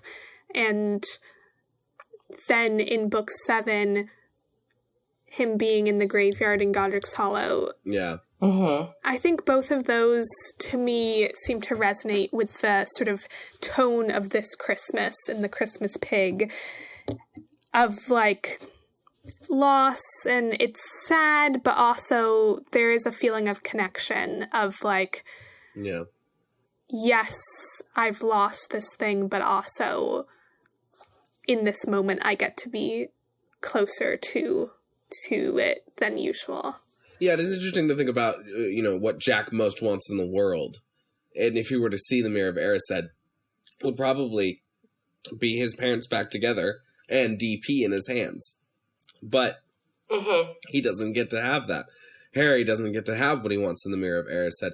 But by the end, Harry is there with essentially his family, right? Hermione is there with him as he mourns over his folks, versus at the end, like, Jack doesn't have exactly what he wants, but he does have his new CP and his sister, his new stepsister, and his sort of new family dynamic. And that, I think, creates a real, like you're saying, Sophia, tonal match that they are lining up together in a way that's very satisfying. Yeah.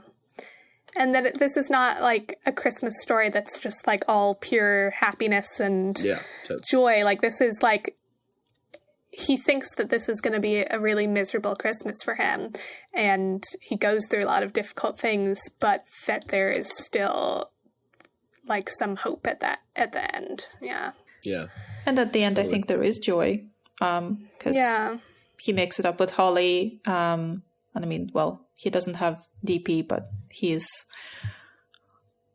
came around to CP and his role in his life, and also the new angel, because the previous one was ruined.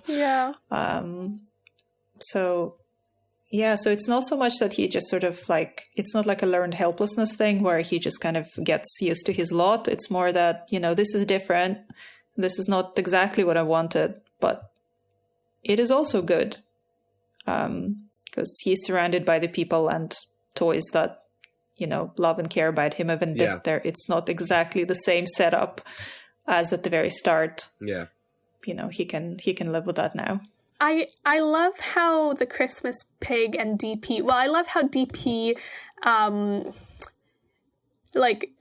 it sort of plays on this idea of pigs being dirty, but that Jack loves that about him.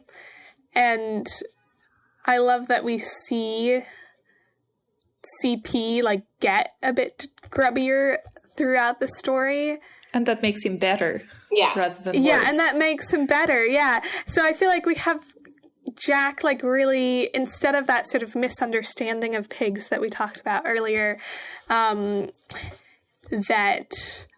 he understands the sort of essential pigness, and that's what he likes about the pigs is that sort of grubbiness. Yeah. And also, one other thing that I wanted to bring up to sort of tie back to some of the themes I was originally talking about with pigs, with the sort of idea of humility, that okay, we have the sort of pigs in these magical spaces maybe as sort of a sign of humility.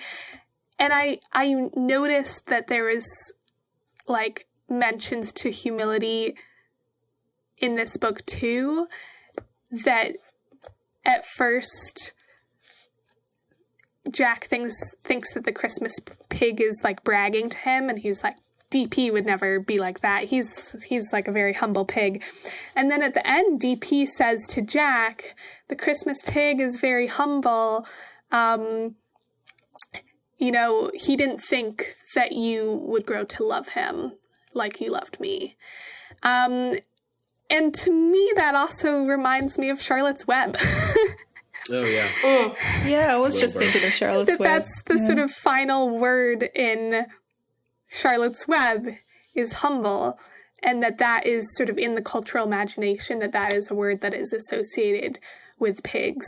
So I like that sort of reference to the humility of the pigs. He's not proud and close to the ground. Yep. I love Charlotte's Web. Same. There's that sort of earthiness of it, of being close to the ground, and people can say oh, that's dirty, but for Jack it's no, it's close to the ground and close to sort of that earthiness, that stability. Yeah, down to earth. Down to earth is a good thing. Down to earth, yeah, and that sort of stability of being sort of earthy and stable, unchanging. Mm. Yeah, that's a great point. Any final pig thoughts, or should we wrap things up? Or guess I have some minor final thoughts. Guess there's firstly, I'm really glad that I got to read this book. I don't think it was something I was planning to do, and apart from for this podcast, but I'm really glad I read it because I really enjoyed it. Loads of things that I enjoyed, and one in particular was I just want to tie it back to the Halloween episode in the sense that there is this magic when the boundaries between the magical world and our regular world are thinner. So Halloween is one of those times, which we talked about in the Halloween episode. And here, Christmas Eve is one of those times, which is a special time when different things are possible. And this is just a great feeling when you think that something special is possible, which I really love. And while I was trying to make Harry Potter parallels while I was reading it, and I think there are some, I think the main ones are bigger. Just the general themes of, the love, loss, coping with change, family, love, sacrifice, courage, and doing the right thing. I just think it just had everything that a good Christmas story had. So, and pigs. I have gained more appreciation for pigs after doing research for this episode and reading Christmas Pigs. So thank you, Sophia, for suggesting this. It's been brilliant. It was just a really fun chat with all of you guys. Secret plan all along. Yeah, this was my secret plan to indoctrinate all of our listeners into pig love. But yeah, it's been very fun for me to nerd out about some of my favorite topics with you all and hear your perspectives on that. 1, 2, 3, 4, 5, 6, 7. Today, for our 7 ingredients of this morning's or afternoon's or evening special, depending on when you're visiting us at the Three Broomsticks, we've got 7 different types of pigs. First, of course, we've got stuffed pigs all over the world. Pick one up at your local toy store today. We've got Harry the Misfit pig, raised for slaughter. His cousin Dudley, who was attempted to be turned into a pig, and for a brief and glorious time had a pig's tail. May we all aspire to it. We have, of course, The Christmas Pig, the wonderful book and the character. We've got Merlin's Pig, which is a great little English mythology. Then we've got Norse mythology with the rideable war pig. And, of course, where many of us know pigs from, our dinner plates, the edible pigs. Case in point, save a pig. To be honest, we can probably do more than 7 after the discussion we've had. Sure. We just have loads of pigs. We could do organ transplant pigs. What's another magical number? 12? Can do 12. We shouldn't, but we can. Whenever I create Horcruxes, they'll go into the pigs. They'll just go into 7 different pigs. It'll be great. We got this. Yeah. In just a little bit, we're going to call Irvin in for a quick discussion about the pigs in The Running Grave. Spoiler warning abound. There will be spoilers for The Running Grave. Take it away, Irvin. Thanks so much for calling me in for a quick discussion about pigs in J.K. Rowling's new book, The Running Grave. Yeah. I wish I could have been on the whole episode, but I'm sure you guys did great. But I'm happy to at least talk about pigs in the 7th Cormoran Strike book with you. Yes, me too. What were your impressions on Pig's role in The Running Grave? Well, my thought on pigs in The Running Grave can be summed up as, yeah! I know! I felt so betrayed. Literally, the first thing I thought about when I read The Running Grave was, oh my god, Sophia, is she okay? I know! It was so horrifying. The ending, oh my god. Especially because, a lot of the other things we've been talking about with pigs in this episode have been like very positive portrayals of pigs. And this, I was like, oh no, they're accomplice to murder. I know. I'm so sorry for what you had to go through. Yeah. And I also think it's really, really funny that we had this pig episode on the schedule before Running Grave came out. Like, this was not planned. Yeah. That's one of the things I wanted to talk about. So, do you think there's sort of, like, a bigger, like, through line that Joe Rowling is playing at here? Like, because, yeah, pigs are so, like, positive and, like, lovable and, like, evocative of Hogwarts, like, the thing we all most love. And in Running Grave, like, they're so bad and scary. And so, do you think Jo is trying to say something there, or was she just like, murder by pigs, genius, and moved on? I actually do think there is something that's trying to be said there, and maybe people will think that I am just trying to redeem the image of pigs, but I will make my argument, and we'll see if you guys are convinced. First of all, I will say, the pigs are not actually at fault here. I think they are a victim. It's not like they murdered a child. They were just fed food that they did not realize was part of the murder of a child. And that is a horrifying thing to do to these pigs, to include them in this murder. And the reason why I feel like I need to say that off the bat is because I think that the treatment of pigs by the UHC and by Abigail is showing how evil UHC is. You see? And partly why I think that is, I just did a quick Google search in terms of the I Ching related to pigs. And one of the things that came up was pigs and fishes are the least intelligent of all animals and therefore the most difficult to influence. The force of inner truth must grow great indeed before its influence can extend to such creatures. First off, I am offended. Pigs are very intelligent. But to me, this shows okay, the UHC is using and abusing the I Ching. And for them, the worst possible thing that something can be is difficult to influence, right? Mm-hmm. And that the force of inner truth must grow great indeed before its influence can extend to such creatures. So they want their sort of inner truth, in quotes, to extend to everyone, but it can't extend to pigs because they're difficult to influence. So I think it actually connects back to the themes we were talking about earlier with purebloods disliking pigs because they're difficult to enchant, that people who care so much about controlling others are suspicious of pigs because they can't control them. I love that so much. I definitely... So I'll agree with you that the pigs aren't really at fault. It's horrifying, but you can't blame them for being hungry. We've all done things we're not proud of when we're hungry. Totally. I mean... The Basilisk and Chamber of Secrets. Exactly! Yes!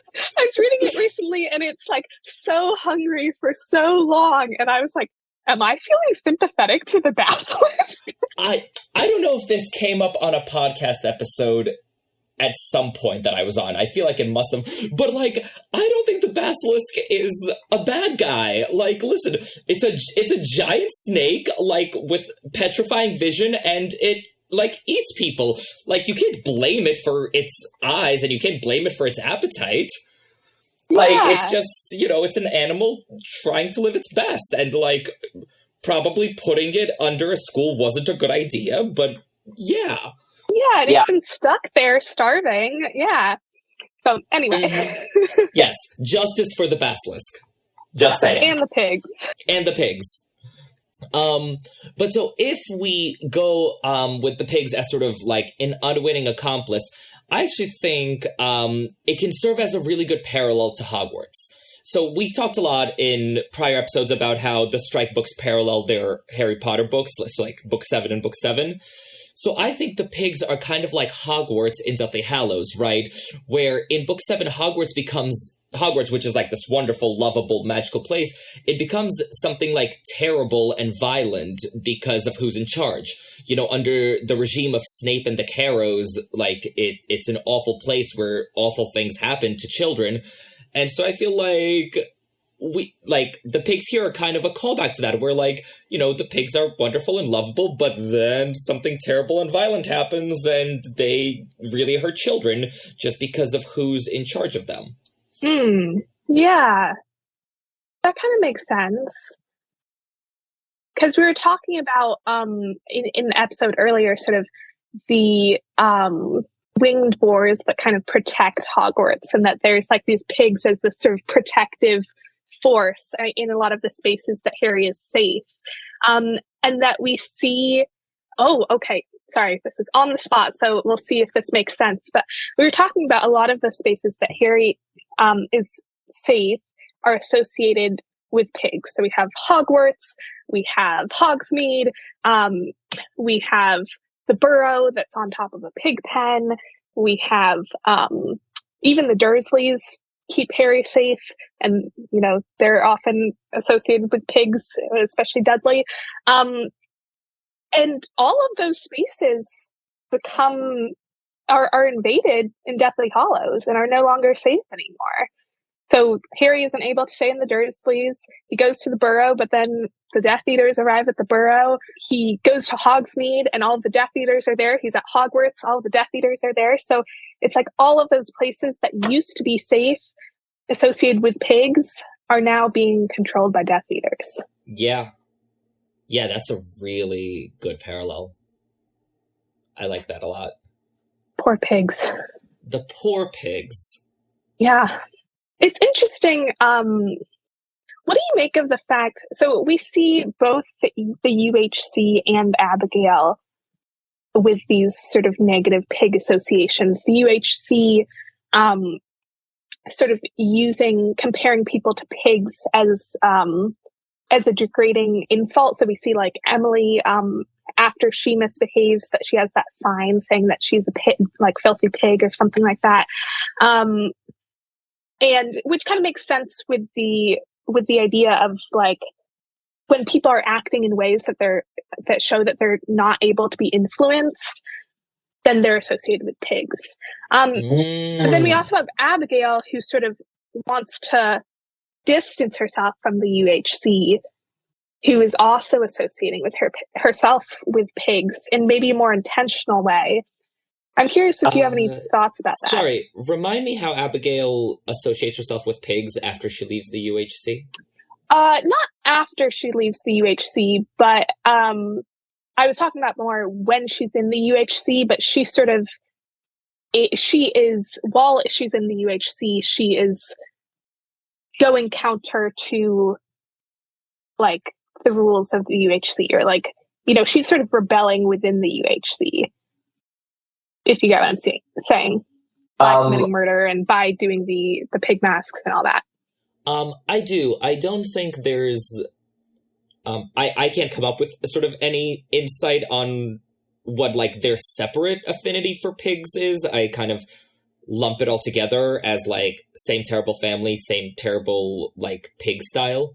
But I did want to talk about the pig masks.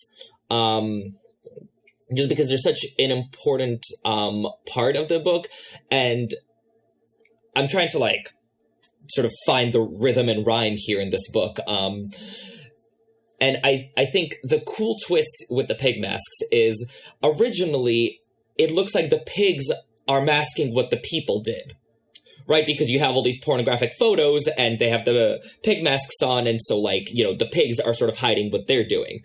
But the twist is that it actually turns out the people are masking what was done by the pigs. So it's the other way around.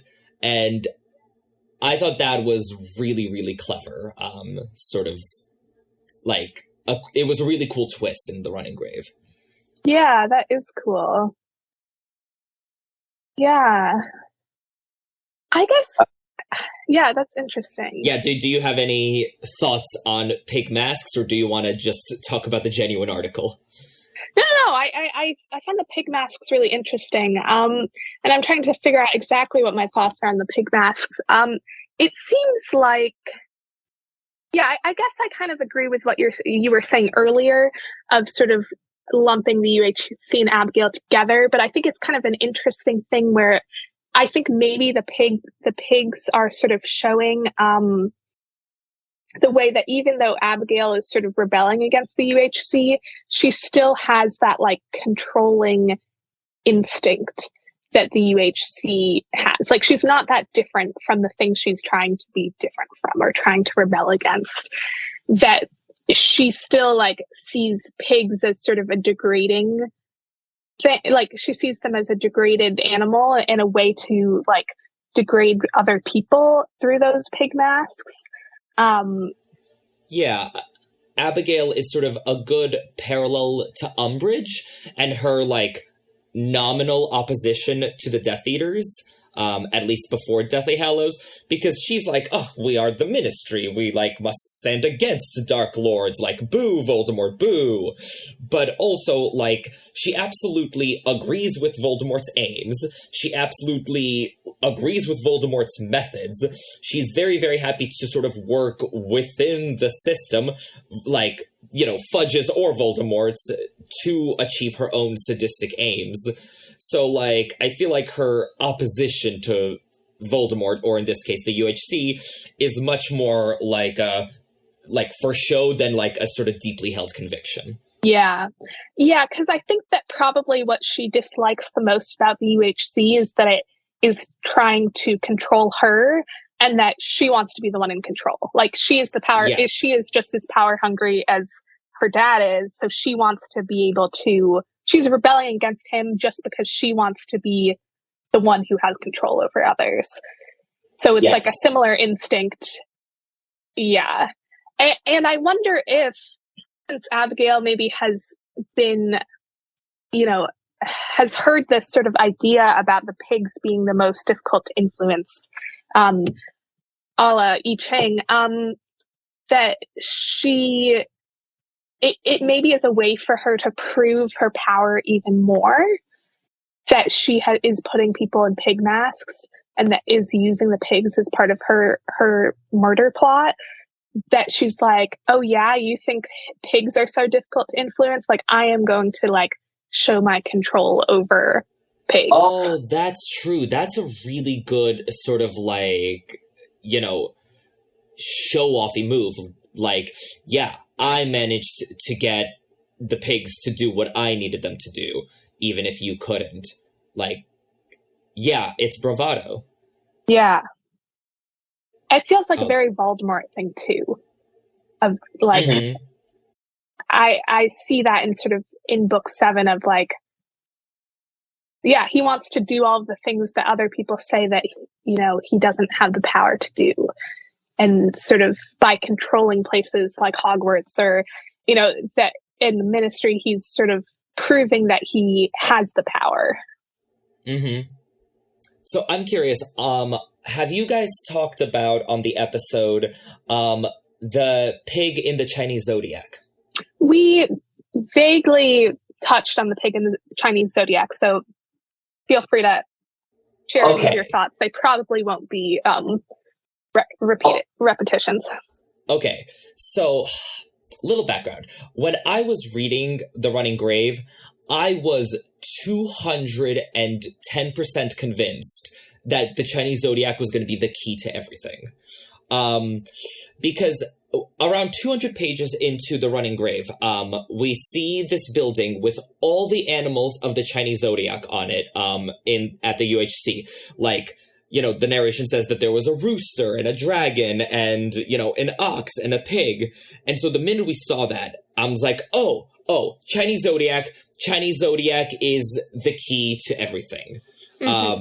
And especially with the I Ching in play, and especially because you and I talked about how there would be parallels from Troubled Blood to The Running Grave. So I was like, oh, like Troubled Blood, we did like the, you know, astrological zodiac, now we're going to do Chinese zodiac. Yeah.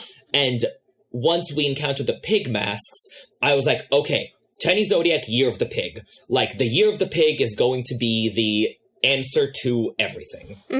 So I was taking very diligent notes as I went on what happened in the Years of the Pig. And so here's what I've got. In 1971, Mazu is born. Also, so is my mother, and I have no idea what made me think of that while we're talking about Mazu. You know, anyway. Oh, I think it's a good thing my family doesn't listen to this podcast. Probably. 1983, nothing in the running grave that I know of, that I caught. Although, in the wizarding world, I believe Dennis Creevy is born, so, haha. All right. That's all I've got for 83. We'll add that into the analysis. Yeah. So, and then 1995 was the year of the pig, and that's the year Dayu drowns. Which is the other reason I was like, the year of the pig is the answer to everything. Mm-hmm. So, also in 2007, Walter was at the UHC, the, old professor guy who they suspect at the end. And in 2007, which is the next year of the pig, is when Walter returned to the UHC for a week. So, sorry, the first time you said he was there in 1995 and then 2007? Right, because he's there, right before Dayu drowns, and then he comes back in 07. In 07. Oh, interesting. Yeah. So, I was poring over this, and I was like, what else could have happened in the year of the pig? Or, what is this saying to us? And in hindsight, I think this was a deliberate misdirect for people who were looking for astrology, because Mazu and Walter are, I would say, the two most significant red herrings for Dayu's murder, right? At the beginning, everyone's like, oh my god, did Mazu do it? Did she, kill Dayu for reasons, or, the will, or the money, or whatever? And then near the end, after, oh god, what's his face? Tao, gives Robin that clue. Robin is like, oh my god, it's Walter, he was there, and then he came back, and it must be him. So, yes, I guess, sort of, Joe pulled one over on me, yet again, and the year of the pig was a red herring for Mazu and for Walter. But I was very proud of my analysis, even if it was wrong. Yeah, that's really interesting. It's both a red herring and it's a little bit of a clue, because it sort of makes you pay attention to the pigs, and the pigs are an essential part of figuring out Dayu's murder. So the fact that she was murdered in the year of the pig, I mean, that is pretty significant. And I'm almost did Abigail plan it that way? No. But honestly, wouldn't put it past her. Yeah. But I think that actually is kind of a clue, as well as being a red herring, is okay, the pigs are actually an important part of figuring out the murder. Yep. Yeah, that's true, because, pigs were very, very involved in Dayu's death in 1995. It just turned out to be literal pigs, not people born in the year of the pig. Exactly. So it's a misdirect if you're thinking of the people, but it's actually the real pigs all along. Yes. But yeah, so that's what I had for pigs in the running grave. Besides the, already stated, yeah. Yeah. I know that this is a murder mystery series, and that it's not shocking that the pigs in this series would be a little bit less warm and fuzzy than the Christmas pig, but still, I wish it could have been otherwise. Yeah, you're more of a Christmas pig girl than a running grave girl. Well, for the pigs specifically, I would say, yes, I would much rather hang out with DP and CP than than KP, killer pigs.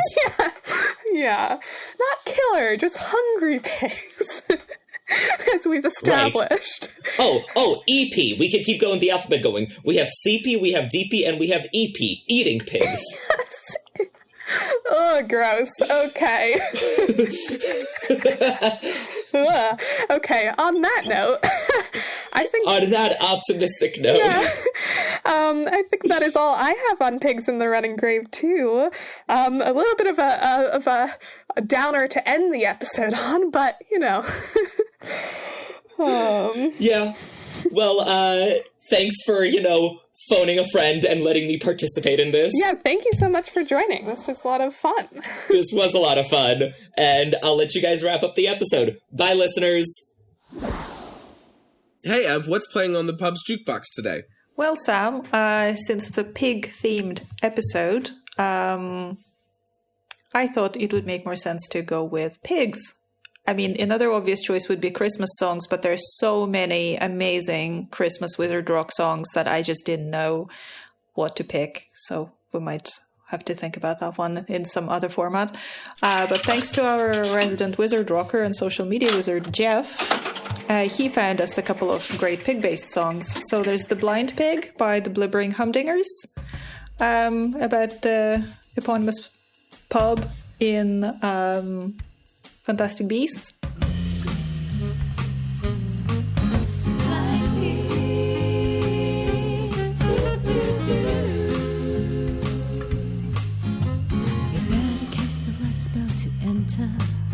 Our illicit secret watering hole. Welcome to our speakeasy hideout. Find enchantment for your body and soul.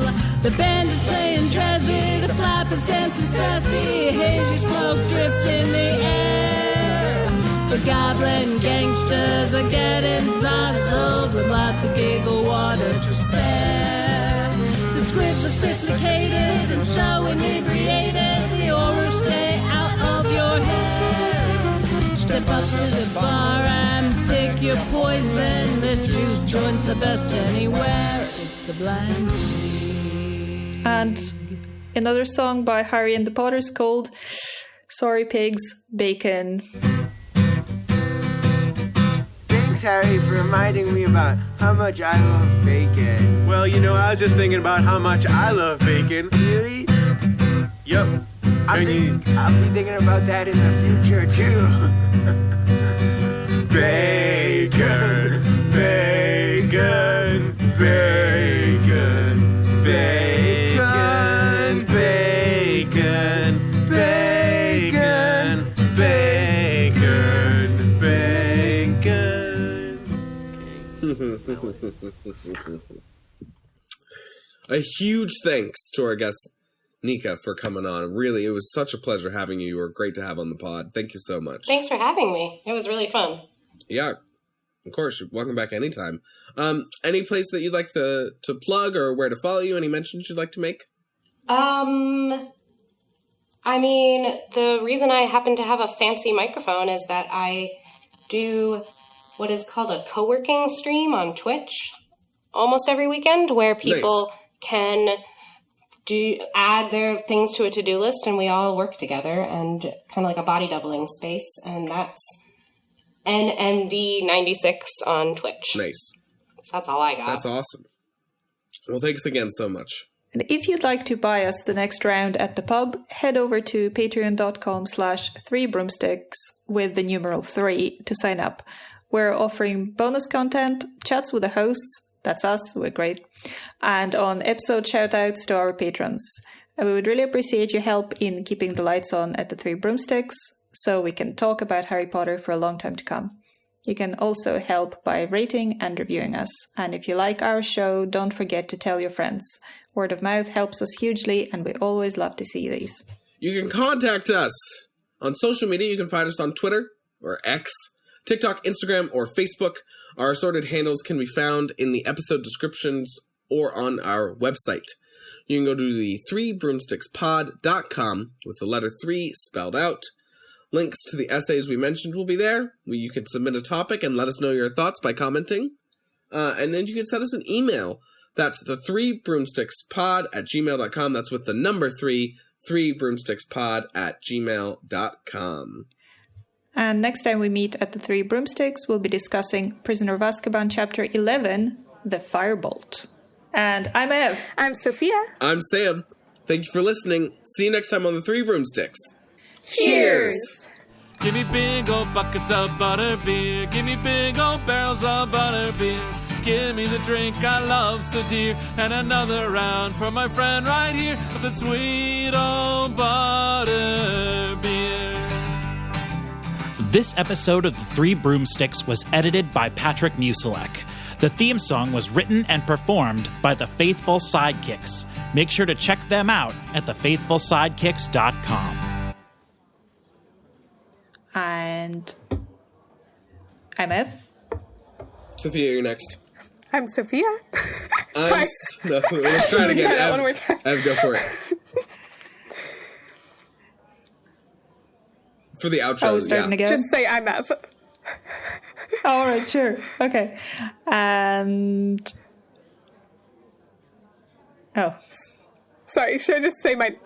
Now I've lost my just say train of thought. I'm just going to say... Literally just You say don't I'm need to Ev. do anything. Okay, Patrick can so- edit it. I'll just say... Okay, so...